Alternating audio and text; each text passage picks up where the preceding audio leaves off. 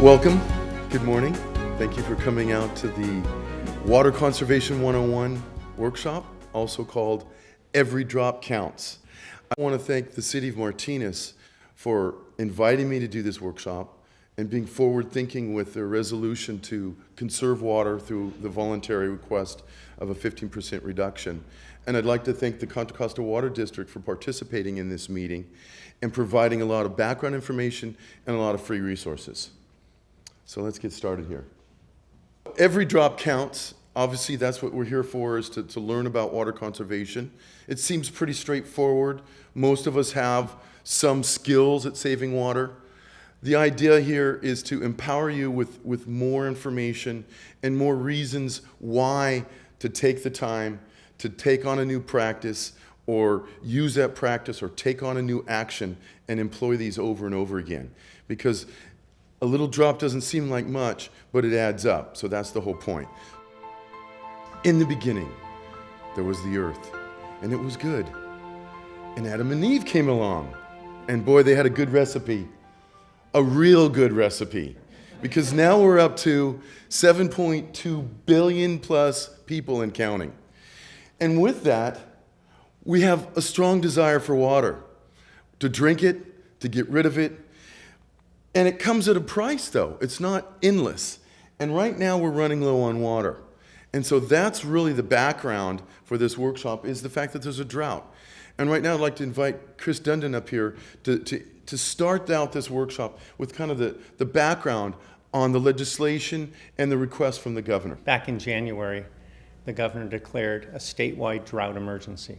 This is after several years of drier than normal precipitation, especially up in the mountains.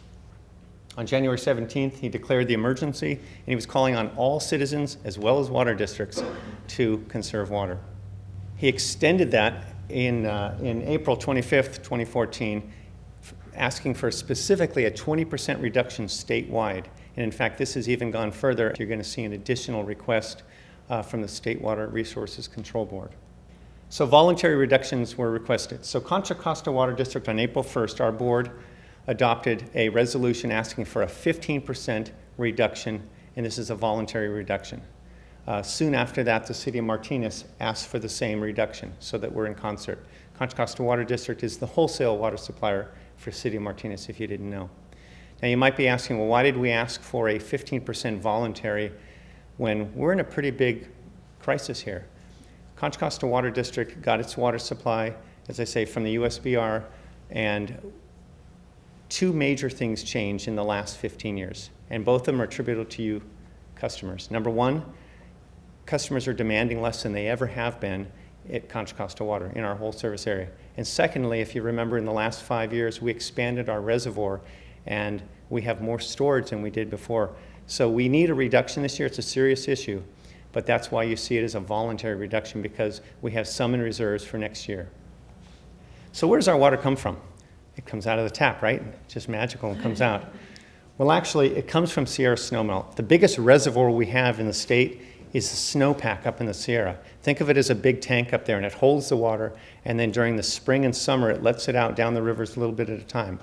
This year, there's not very much up there. This year, the snowpack is much smaller than it's ever been. Water comes down the main rivers. Sacramento and the San Joaquin are the two biggies that come into what's called the Delta. That's our water supply. So Contra Costa Water District gets our water supply straight out of the Delta. We have a couple of intakes. We pump it into our system. It either goes straight to treatment or it goes up into our reservoir called Los Vaqueros. And this is what I was talking about. We expanded that reservoir in the last 5 years. So we started this year, January 1st, with more water in storage than we've ever had. But it still doesn't mean we can't conserve more, because next year could be bad, and we're really going to be in a bigger crisis. How much water do you think the average single-family home in Contra Costa service area uses during the summer? So say gallons per day in the summer. Throw out a guess? 100. So she says 100 gallons per household, 579 gallons per day. Think about how much that is. 579 gallons per day going out into the landscape or through your home. I'm going to leave this off to Todd to continue on, and that just kind of gives you an idea of how much water we're using. So there's a lot of areas we can save, and now we're going to talk about some of those areas. Well, let's talk about some numbers. There's a lot of numbers included in this presentation because I think it's important to understand, just like that quiz was kind of surprising to most of us how much we use during the summer. I want to give the statewide data points and then local data points, the information provided by the water district here. So this is the state of California. On average, we're using 418 gallons per day. About 47% of that is indoor use, 175. 53% is outdoor use, 243. Okay. Now, the numbers for the county are a little bit better. 364 gallons per day. Now, that's throughout the year average. Higher in the summer, we just went over that 579, and much lower in the winter at under 200 at 190. I'm using a different percentile. The data that I'm citing here today comes from a really robust report. If you have sleep issues, it's 288 pages with all kinds of graphs and gory details and bibliographies, all kinds of stuff. But I've been reading that for the past 3 weeks to really get the numbers right for this presentation. And that's where, just the point is, that's where all the data is from. So here's how much water we're using in number of gallons per year. Think about this. 132,860 gallons. Okay, a gallon of water weighs 8.3 pounds, and we're using 132,000 plus of these. Everybody's familiar with a 55-gallon drum, right? We've seen these, okay? What's interesting is this is what 15% diversion equals. Is 55 gallons a day. Ironically, that number of 364 that I showed you a few minutes ago, if you take 15% of that, it equals 55. And this was purely coincidental because we'd changed the numbers around and it was a different number, but that's your goal. Each and every one of you, your goal is 55 gallons a day. However you get there, we don't really care, but get there. Right now, though, we're all using 6.5 of these every day. Imagine that, 6.5. Imagine if, you had to have a truck come over, beep, beep, beep, here comes the truck, and they drop off 55-gallon drums, and then come in the next day and drop off. It's kind of crazy when you start to try to envision physically the amount of water that we're consuming on a daily level, or on an annual level for that matter. So I want to put that in. So there's your target, 55 gallons a day, 23 indoor, and 32 outdoor. Again, we're not too concerned how you get there. We're going to spend the first part of this presentation on indoor water, and then we're going to go outside and talk about outdoor use and consumption. So there again, 1 drum a day is what we're asking, which works out to be 20,000+ gallons you can save. That's what so by just eliminating one of those drums, you're going to save over 20,000 gallons. So it doesn't seem like much, but it all adds up. Like every drop counts. So here's who's using the water. We always want to find out, blame it on someone else. Well, in this case, it's us. Residential is using over 50%, in fact, 52% of the water consumed is residential. So that's where the opportunity really exists. A little over 26% is from commercial, industrial, and institutions. So another pop quiz. Which of the following uses the most water in the household? Can you read that? Toilets, dishwater, my teenager, now that's really Chris's teenager, and lawns and garden. So of those 4, venture a guess. What do you think? D. You guys are smart. Maybe we already gave you a clue, but yes, it's 150 to 500 gallons a day. Now that's a gross spread there, but some properties have leaks and they're over irrigating. So we'll talk about that, but good job on passing that test there, that quiz. So, I'd like to kind of put this in perspective. One of the statements that I use often is all things are relative. Water isn't over here and energy's over here. By passing around that jug of water, you realize it weighs something. And it's not just magic that it falls out of your faucet. It takes a lot of energy to deliver that water. It takes a lot of energy to treat the water, on and on. So I like to point out that there's a lot more to it than just the water. There's energy involved. And so this concept of water and money and energy and sustainability are all woven together with today's topic of water. So it starts, the whole idea of doing something starts with a desire. Like, okay, I want to get out of bed, so I have to actually get out of bed. I want to save water, so you actually have to start thinking how to do that. So it starts with the desire and a want, and then you have to focus on that and practice that. So wasting water costs you money. And then on the concept of relativity, wasting water costs energy. And we're also talking a lot beyond water issues. We're talking about global warming and greenhouse gas issues.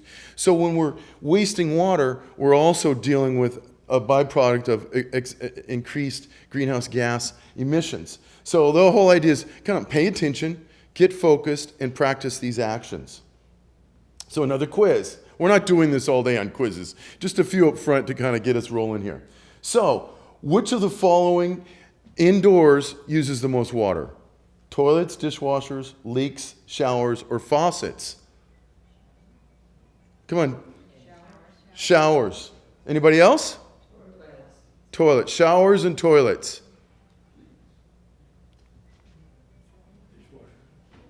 Toilets. Number one, 38 gallons on average. Here are the 5 big consumption silos. The biggest areas are toilets, showers, faucets, leaks, and clothes washers. And we've got a couple other small ones. We're going to go into detail on each of these items, these fixtures in your house, and talk about it. Data from the Aquacraft report. This is where a lot of the information that is in this presentation comes from. It's the California Single Family Water Use Efficiency Study. Not very sexy, but basically, what are Californians doing with their water? And where are they using it? How are they using it, etc. What they say is 55, this is a very coincidental number. We didn't load this with this 55, but it keeps coming up. What their study says, this in-depth study says, Californians could save 55 gallons a day if they had a max, if their washing machine was at max 20 gallons per load, if we could eliminate 10% of our faucet use, if we could get rid of leakage down to 25 gallons a day, which seems kind of crazy, we're just dripping all over the place, or the maximum flush of a toilet would be 1.25 gallons. Now, I know, Chris, you asked me about that. Most low flush toilets are 1.28, but the report says 1.25. I don't know. It's either a typo or they meant that number. So if we did some of these things, we'd hit that goal. But that's on a statewide level. But it's so here again, same number, 55 gallons. So just kind of coincidental on that. So now we're going indoors. We're going to talk for the next many minutes on indoor water usage. So let's start with number 1. This is the highest water use center in your house. Uses approximately 21% of all of your water indoors. Here's the basic numbers. 38 gallons a day per household. On average, the flush is 2.76. Now let me talk about these numbers here, how we can get it down to 2.76 when in fact you might have a 1.5 gallon toilet. What they did for this study is they actually selected households and they put a device in the home. Some kind of fancy machine that could actually measure all the water use over a period of time in that residential unit. And it captured the data in some sort of electronic media. Then they would remove the machine, the gadget, and then they took that data and from all these homes that they surveyed, and they run it through this crazy software, and they're able to determine, based on water use on and off, these data points. So it's not exactly perfect, and they had to kind of make some assumptions. But this is interesting. Even if you have a low-flow toilet, you may have more than one toilet in your house, and that other toilet that gets rarely used could be a high-flow toilet. So it misses with these averages. So 2.7 gallons is the average flush. There's 13 in a household on average. But I like to think of it differently because the average residential number is 2.9 people per house. Well, I don't want to be a 0.9 person. I'm actually a 0.0, 1.0 person. I'm a whole person. So these 13 flushes are average. So the way I think about it is I'm responsible for 5 flushes a day. So I'm a 1.0. On average, there's 13, and we'll talk more about that. So here we go. Here's the basic definition of the different types of toilets. The old traditional high flow pre-90s, up to 5 gallons of flush. I don't know. I think we must have a better diet now. our stuff must be lighter and fluffier because we can get rid of it with 1.28 gallons, and we needed a whole 5-gallon bucket to get rid of the stuff back in the 80s. So I don't know what's going on, but that's a whole lot of water to deal with our business. So then we went to ultra low flow, which was 1.6, and now we're actually, the icon is on there, but it actually says 1.28 is the number of gallons that we're using on the HET, the high efficiency toilets. The study shows that ultra lows are 2 to 2.5 gallons. On average, this is what's going on here are the flappers might be leaking, so that's something to look at. Or there may be different types of toilets in the house. We talked about that. You may have a variety of toilets, and so that's where we get a kind of a higher number and a broad range. The math here, 1 person, 1 year, 1 toilet, okay? So if it's the first one is 5 flushes per day. That's the average number. Each of us flush 5 times the number of gallons in your toilet times the number of days in the year, okay? So if you have a high flow, which is 3.5, I use just 3.5 as the base there, you're consuming 6,387.5 gallons of water. Ultra low, you're down, you jump really fast. You're now down to 2,920 gallons. And if you have a HET, you're down to 2,300 plus gallons. You can see significant savings by jumping down. Even to the ultra low flow, you're really saving a lot. So converting over your toilet is very important. What can you do? What actions? What can you do? So I throw some numbers at you. You're thinking, well, so what can I do? What can I do about this? First of all, fix leaks. Just jiggling the handle doesn't make it go away, and we'll talk about that. Check your flapper. Check your tank level to make sure it's not overflow and running over the overflow spout. Don't use your toilet as a wastebasket, because then you look at that stuff and you go, oh, you don't like it, so then you flush it. So it's a superfluous, unnecessary flush. Install an HET if you can. Get a rebate. Contra Costa County Water District has a rebate. We'll talk about that.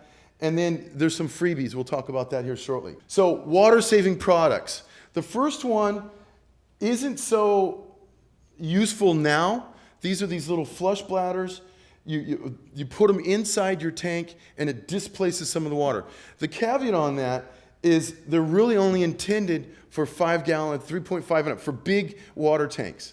If you put them in a low-flow toilet, what happens is you've made up so much space that when you flush and get rid of your business, it doesn't do that, and you end up flushing again, so you're using more water. So you only want to use those on a high flush toilet, on a large capacity tank.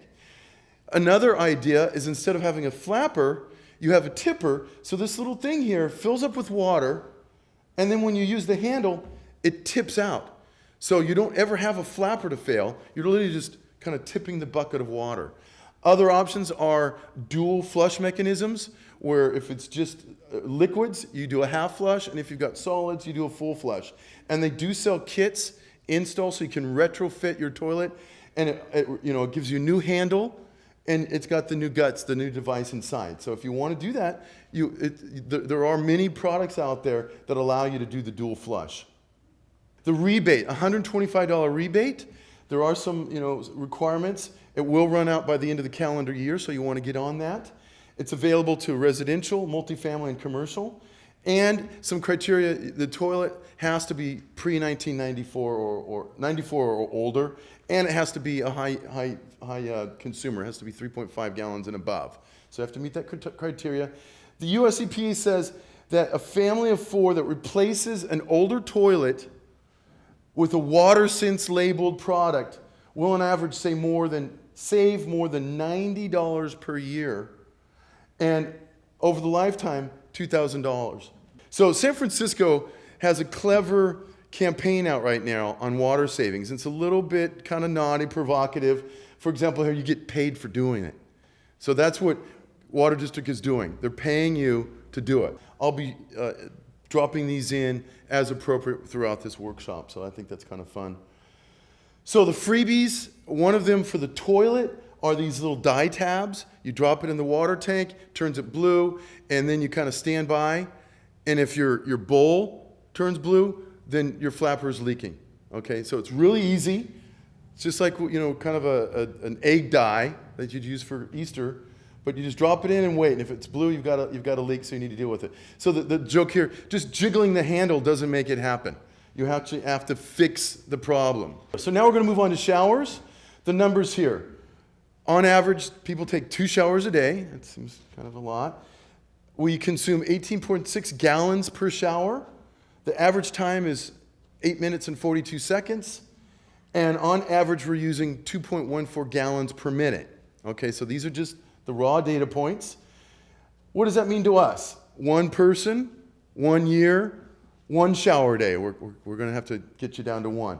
So if you do the math on this, and the number is 18.6 gallons per shower times 365 days in the year, we're going to be consuming 6,789 gallons per year on our showers. So if we save 1 minute, we reduce our shower time by 1 minute, we're going to save 781 gallons. So it works out to be over 11% of your water consumption in the house is saved, or 11% of your shower water is saved. So it makes a difference. How you can save? Shorter showers and water-saving shower heads. The water district's going to give you one. I just wanted to show you some examples. That you can get, if you want a different shape or size, they have different ones out on the marketplace. Today you're going to receive this one. And then there's this other one here. So there's different, and they're all under the WaterSense, the EPA-approved products that are low-flow shower heads. What can you do? Again, check for leaks. When you convert it from your faucet, from the bathtub up to your shower, if it's dripping or running water, you're wasting water. You're not doing anything. It's just going right out of the spigot down the drain. Fix that. All right. Take shorter showers. Install low-flow shower heads. Fill a container. That gets a little awkward, but keep a bucket there if you really want to save and you've got a garden. Put a bucket, catch that water when it's going from cold to hot, and go water your flowers or your tomatoes. So there's a way to do that. And then install one of these quick shower turn-off valves. One of the bits that I did read on that is, depending on how old your plumbing is, and I've experienced it myself, if I turn the water down low or even off and soap up or do whatever, and then I turn it back on, it can come out scalding hot, or what we think is ice cold, and that can actually be a danger to you. You can actually be shocked and fall and hurt yourself. So you want to be careful on installing those and test them out, and don't fall trying to save water. We don't want any injuries while saving water. So here we go. Make it a quickie. Save some water. Less time in the shower. And here's some of your freebies that the Water District is offering you. Again, we talked about this low-flow shower head, and then a timer, a 4-minute timer.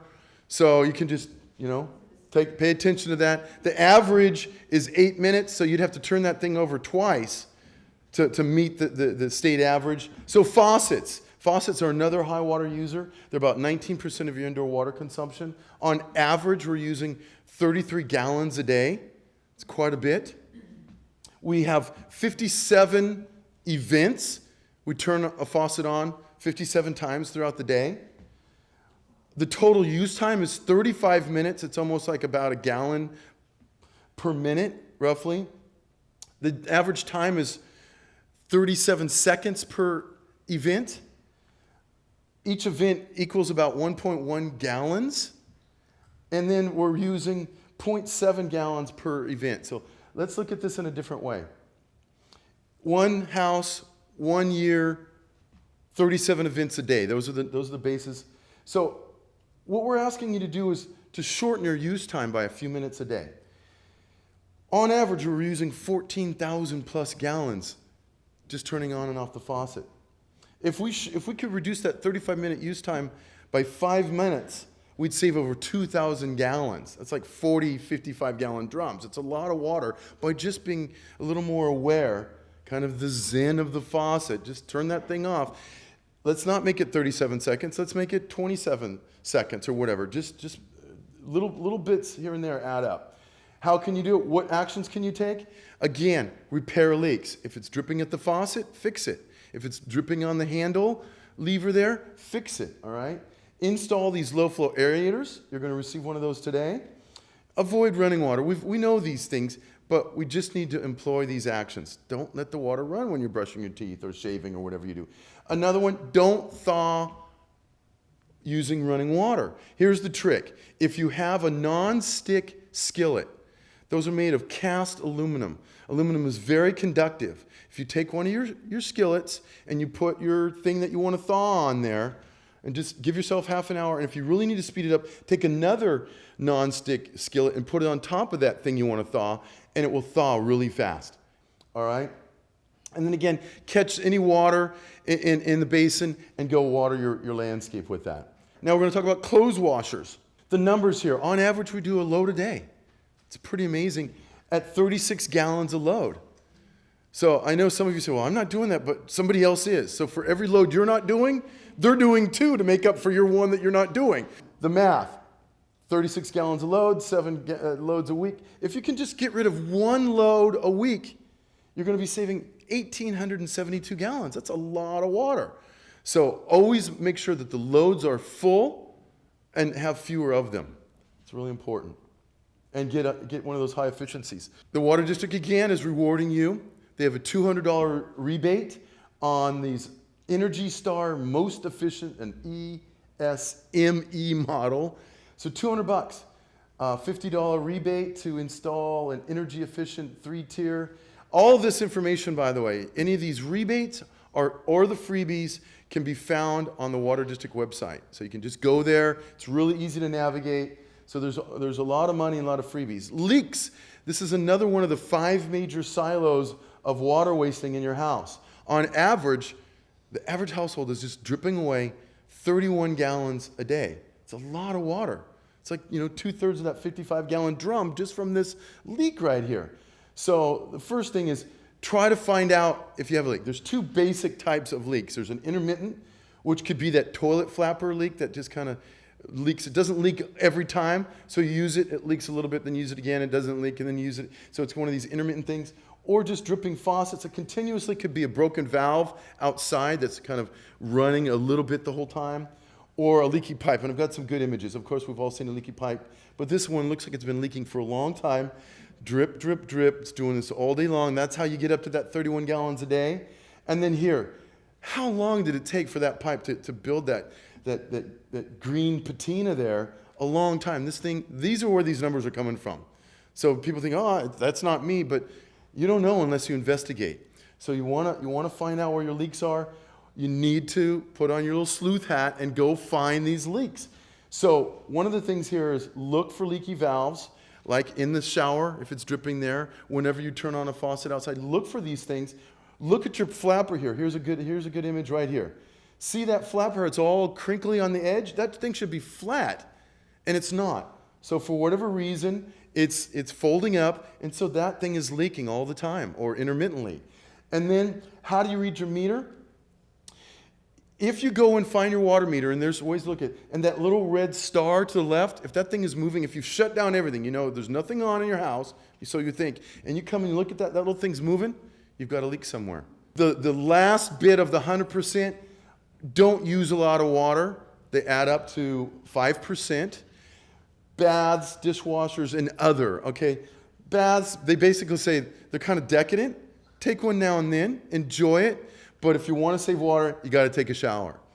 Dishwashers, they don't use much water. They're much more efficient in terms of water saving than hand washing.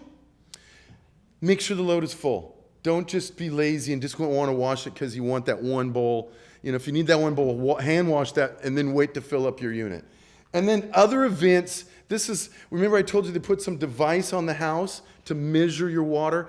These other things they couldn't quite identify as a continuous leak or as a flush of a toilet. So they're put in this category of others. And so if you're more curious, you can go back to that Aquacraft report and read some of those 288 pages to find out. So here's something, a poster can't save water, nor can the brochures or any of the pamphlets or any of the propaganda that you can read anywhere. But you can save water. So that's the point. You can save water by taking action. All right, we're moving from the indoors. We're going to go outside and talk about irrigation and landscape water use. These are really, of the pie chart, this is where most of your water is being used. Great opportunities exist for water saving outside. The US EPA has identified 3 primary Areas to focus on, things to think about or target. Landscaping, irrigation, and managing stormwater, rain barrels. Back to the state of California, their findings. Reduce irrigated areas. This is the best way to save water if you do these basic things. These are high-level concepts. We're going to drill down here. Reduce your irrigated areas.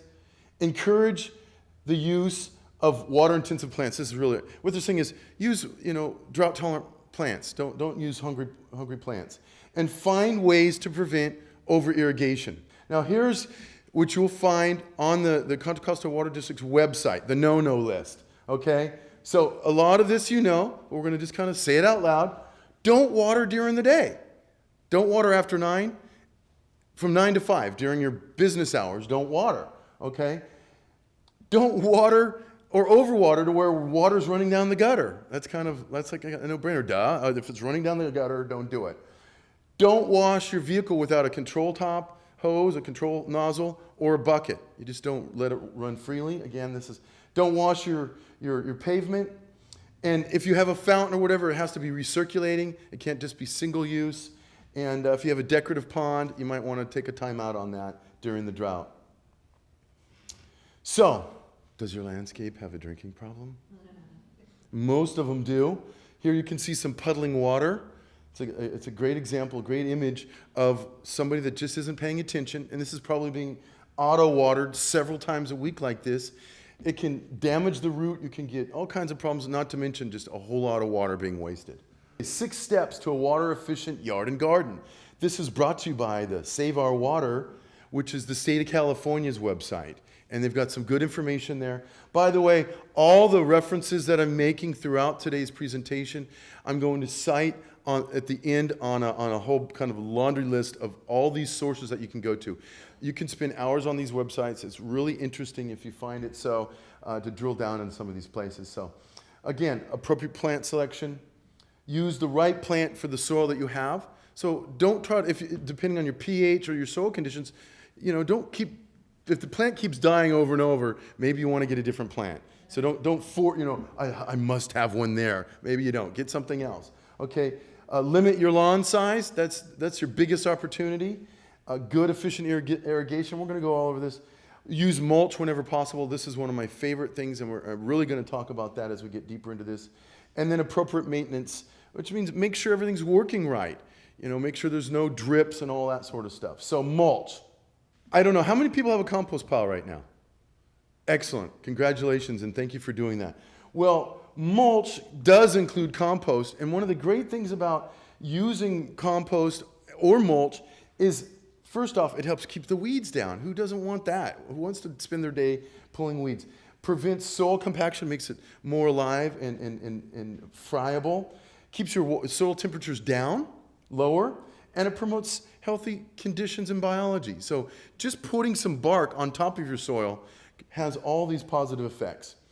And it can look handsome too. So it doesn't have to be anything unsightly.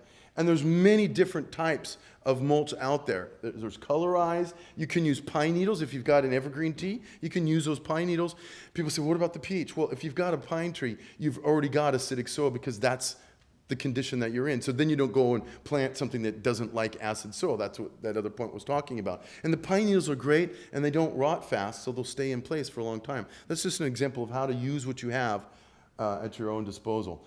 Composting is fantastic. If you don't have a compost bin, get one. If you don't know how to compost or you need some techniques, come to one of the free workshops that the city of Martinez offers several times throughout the year.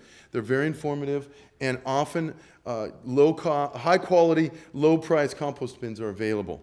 Helps create good soil structure and reduces the amount of water that's necessary. My favorite point right here is the last one. By only increasing the amount of organic matter, in other words, putting some compost in just by 5%, you can quadruple the soil's ability to hold water.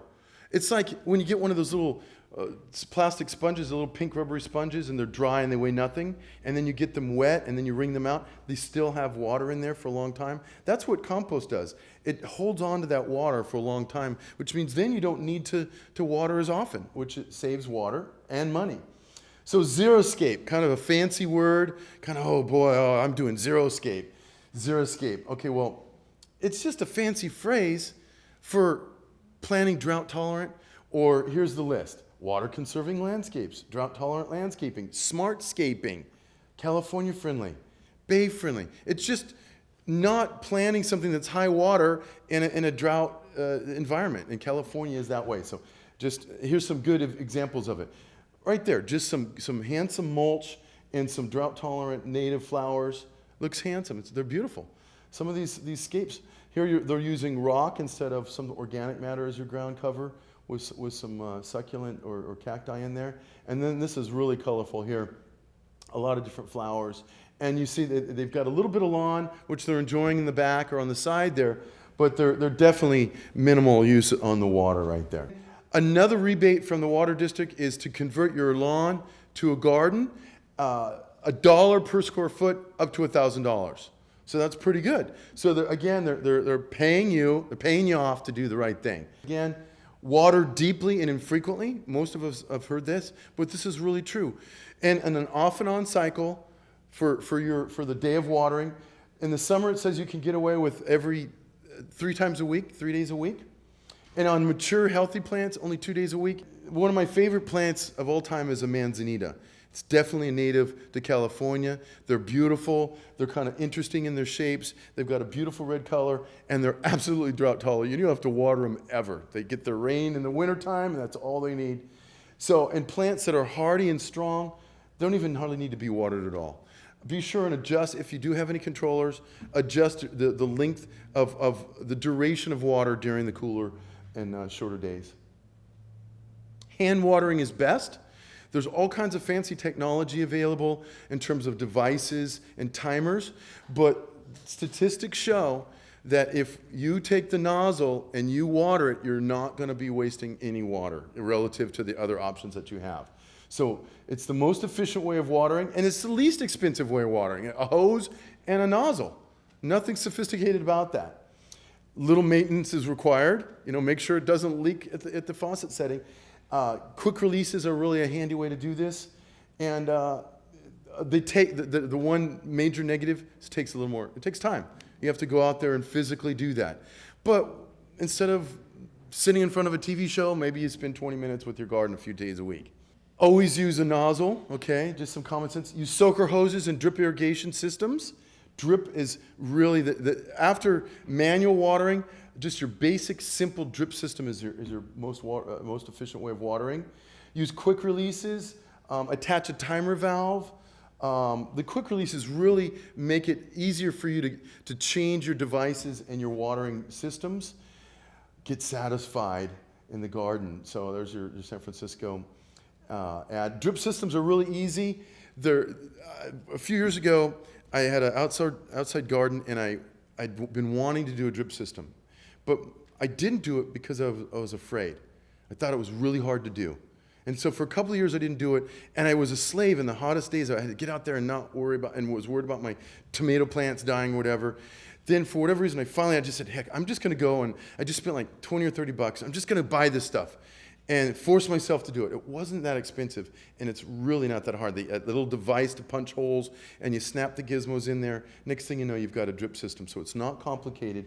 And you can do it for really cheap. These things can be like $15 to $25. It's a battery-operated thing, and it plugs right into your faucet system, your hose system, so it can be in line. You don't have to have any hard wiring, so you don't have to do any electrical stuff. You don't have to dig any lines or anything. You just put that gizmo on your hose system and plug that into a drip system, and now you've got an automatic system with a timer. So you can go really low tech, low budget on these things and benefit by being efficient with your water and your time.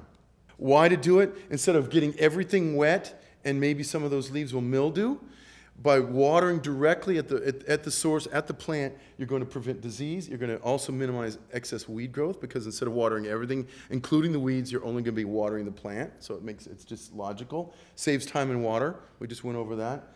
And it's less work and maintenance. A simple drip system is a lot easier than a more sophisticated, trenched, automatic irrigated system. We've got technology at our fingertips right here. This little device, you can see it there on the left, is a rain sensor.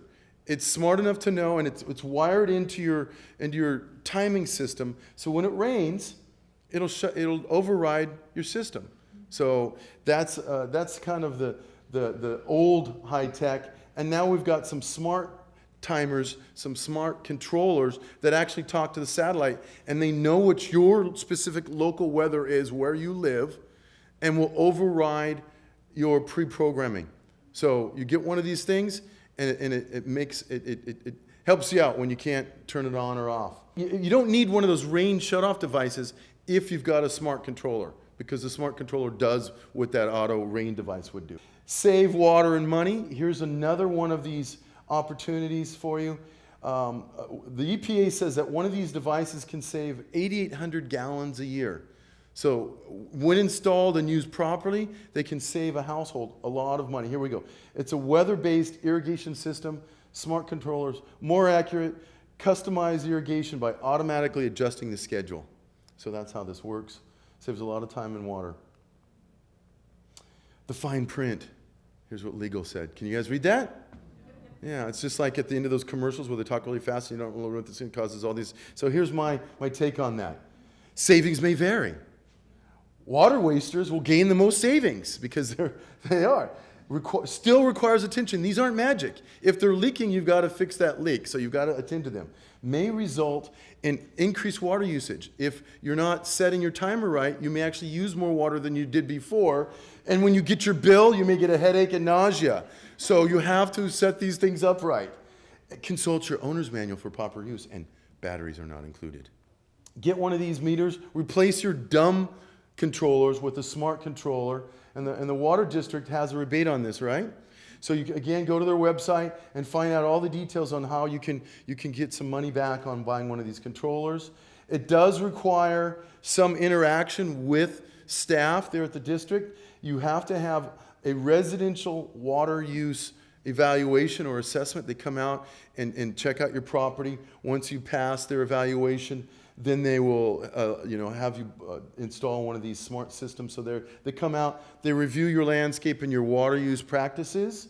They identify any inefficient practices or leaking fixtures, whatnot. They provide you with recommendations. They teach you how to read your meter. Remember I showed you that image of the meter? They'll actually show you how to get into that box and read that. It's not that hard. Mostly, since you've never done it, it's a little scary, but once you've done it once, you have the confidence to go in there and do it again. You can go on to the Martinez website or onto the Water District website and see a little video on how to read your meter. One of the other areas that we can spend some water on or lose water, mostly to evaporation, are our entertainment water features, features being pools and hot tubs and spas. Always put a cover on that. Tremendous amount of evaporation happens with those things uncovered. And so then you have to go and fill them back up. So you can lose a lot of water. Repair any leaks. And so if you've gone and you've determined that there's no leaks in the house, but the meter's still running, you may have something going on with your spa or your pool. And so you want to fix that. Shut down any unnecessary fountains. They're really nice, but you have excessive evaporation when those things are running. And by the way, you don't get to have any fun anymore. No splashing, no shenanigans, okay? Stop it. I mean, really, that's what it said, so I put it up there, but they're really so you can waste a lot of water. I don't know, go ahead and waste a tiny bit of water. Smile, but then don't flush anymore the rest of the day. Okay? Show me the money. This is a kind of a refresher on all the rebates and some of the freebies that we have and haven't talked about. So rebates that are available to you. High efficiency toilet rebate, $125. High efficiency clothes washers, $200. Lawn to garden rebate, up to $1,000, $1 per square foot. Smart sprinkler timer reimbursements. That's that smart controller, 12 stations, $20 per station. More details on the website on that smart controller. Commercial rebates are also available, so if you know somebody or own your own company, this is a great opportunity. Again, washers, high efficiency toilets for the commercial, urinals. If you have a restaurant and you're doing any pre-rinsing, they have sprayers, a water broom, which is a fancy broom with water jets that's more efficient than just using a broom and spraying water on the sidewalk or whatever. Cooling tower meters and irrigation equipment rebates. Again, more on the website. Freebies. You can get that free home evaluation. Even if you're not going to put in a smart controller, you can still have somebody come out and give an eval. You've got your free timer for the showers, your shower head, your swiveling kitchen aerator, your bathroom aerator, faucet aerator. You get a free nozzle for your yard and garden, and then your little dye pack. So there's some free stuff out there. And then almost free, there's a lot of coupons out there for local gas stations. You go to the website and you can download or print out these coupons so you can get a discount on going to an environmentally friendly car wash station. And then some local nurseries and landscape companies are selling mulch at a discount. So again, we're trying to give you all the tools to save money and free advice. You can always call and talk to somebody like Chris or other people on staff. They're anxious to help, and the website is just loaded with lots of tips and advice as well. So here, top 10 plus items or action areas that you can do that add up to make a difference. Common sense stuff, repeating what we've gone over, but here you go. Indoors, reduce the number of flushes per day. So just one less time will make a big difference. Take shorter showers. Reduce the amount of faucet use time. So just try to cut down on the 35 minutes a day. Fix all leaks. That's just, you got to fix the leaks. And reduce the number of loads by one a week, and you'll start saving significant amount, or two if for that matter. Outside, maintain a water-friendly, California-friendly landscape. Put in drought-tolerant plants. Reduce or eliminate the size of your lawn. Fix all leaks again. Again, get rid of those leaks. Reduce the number of days that you're watering. That's a really big opportunity right there. Water only in the evening or early in the morning or at night. Okay, not during the day. Avoid overwatering. This is really huge. It's just a big, adjust your sprinklers and make sure those sprinklers aren't leaking or overspraying or running too long. Water by hand is really your best water saving option outside. And then, of course, using a simple drip system.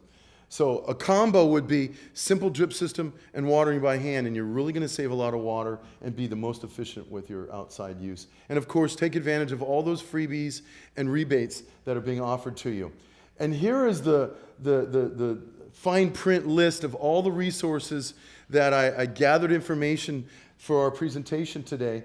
So first, start local. The City of Martinez has great information on their website, and you can use keywords, or the services section of their website is a great place to start. And under the services header, you'll find sustainability resources and climate action plan and recycling and refuse resources under the services section. So go to the Martinez website, great place.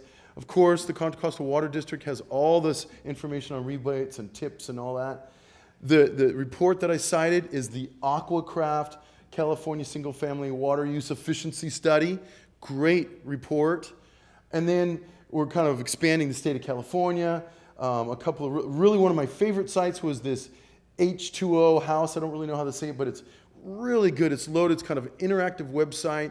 It moves you around, and you can zero in on the bathroom or on outside. It gives you all to how to and fix-it tips and suggestions. Really powerful website. I love that one. The WaterSense, which is the EPA's website, very robust website. You could spend hours on the EPA website if you're into it. A good resource library to find even more information is this Alliance for Water Efficiency's resource library, a mouthful. But go to that URL, that website, and you can just put in keywords on their search engine, and it'll give you a laundry list of all kinds of printed documents, things that are on the web, or it's just really robust. And then this Home Waterworks has a do-it-yourself calculator and more tips. So right there, you've got some tremendous resources that can reinforce what we covered today. And I want to thank you for your time. I hope you've learned something, and I hope you're going to be able to take advantage of these actions and be part of the solution to saving water here in Martinez and in Contra Costa County. Thank you.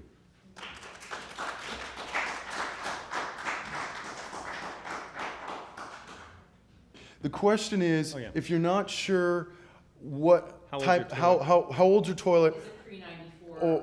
or how much water the toilet is using, how can you find out? So when you call Contra Costa Water District to get a rebate application, we're going to look up two things. We're going to look up the age of your home, and we're going to look up to see if you ever got a rebate from us before.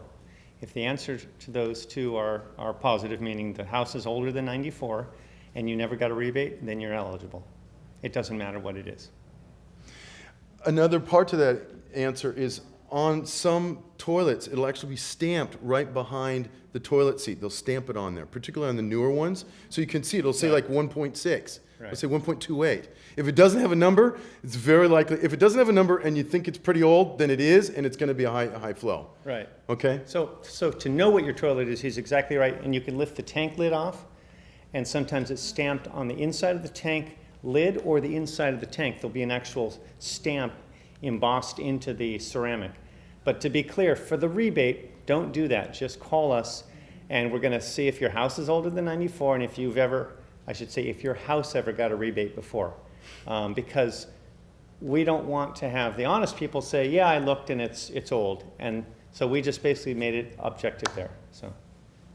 The question is the use of water to wash your fruits and vegetables and cleaning them, is that right? So using water to clean your fruits and vegetables, and is that a high water use area?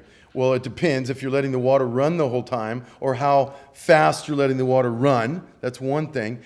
And certainly getting dirt or making sure that the fruits and vegetables you're going to eat are sanitary or safe to eat. That's important. You can put a tub or basin and catch that water and then go water your plants. So you're not really wasting the water. We'll call it makeup water for what, and if you're hand watering outside, then that just makes up some of the watering you do at a later point. So it's rescuing, yes. Yeah, and sometimes you can take that water and save it, like he said, in a bucket or in a pot. And when you're doing the dishes, I like to pre-rinse some things, and I use that bucket, that pot, so I'll rinse them that way. And then you've got one dirty tub, and that goes down. Yeah, so it's just kind of thinking it through. Okay, my agenda is to save as much water as I can. How can I capture some water and use that as in many ways as efficiently and as long as possible? Yeah, if you have multiple uses for it, then you've eliminated that other use. And you're starting to really cut into that minutes per day, gallons per day of the faucet, because that's your second highest use area is the faucet. Another question in the back? Yes. The question is, if I live in an apartment, what can I do as an apartment dweller, and should I talk to the landlord, or what should I tell the landlord that's happening in my apartment? Yeah, there's a couple things for an apartment, and especially if you're a tenant there, you can get to your landlord. They can save a lot of money if they participate in a couple of our programs. First one is have us come out and do a water audit.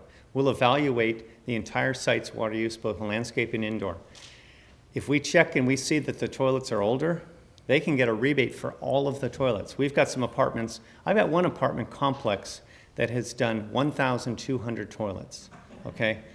$125 per toilet. They actually bought them in bulk. We gave them a $100 rebate. That paid for the entire toilet because they got them in bulk costs. So he could do all of the toilets for the apartment. We can go through the landscape and we can check that out. We have a number of rebates there. And we can work with their landscaper and kind of educate them how to manage their water better. It's really important, and if you're not paying the water bill, some tenants won't be as efficient because they're not paying for that bill. So your property owner, the apartment owner, should have an interest in this. So definitely contact us. We can come out and contact him, and we can get together. Yeah, in terms of being a tenant and not paying for your water, the truth is we're all paying for that. You're going to pay for it one way or another. If all of a sudden all the tenants are using a lot of water, well, the landlord's just going to bump your rent whenever the time is appropriate. As far as things you can do, if there's a leak, and sometimes it's just, you just turn a screw or tighten something. So you can be proactive and fix those leaks instantly. The other thing is, on the toilet rebate, I work with some buildings in San Francisco, and one thinks that, it's 2014. We'd think 1994 is old. Well, I just talked with a tenant manager or a property manager, and they just replaced toilets from a building from 1987. These were 5-gallon per flush units. Huge water use.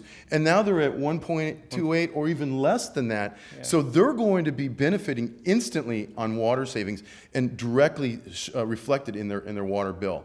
So there's always an opportunity, whether you're a homeowner or a renter or commercial.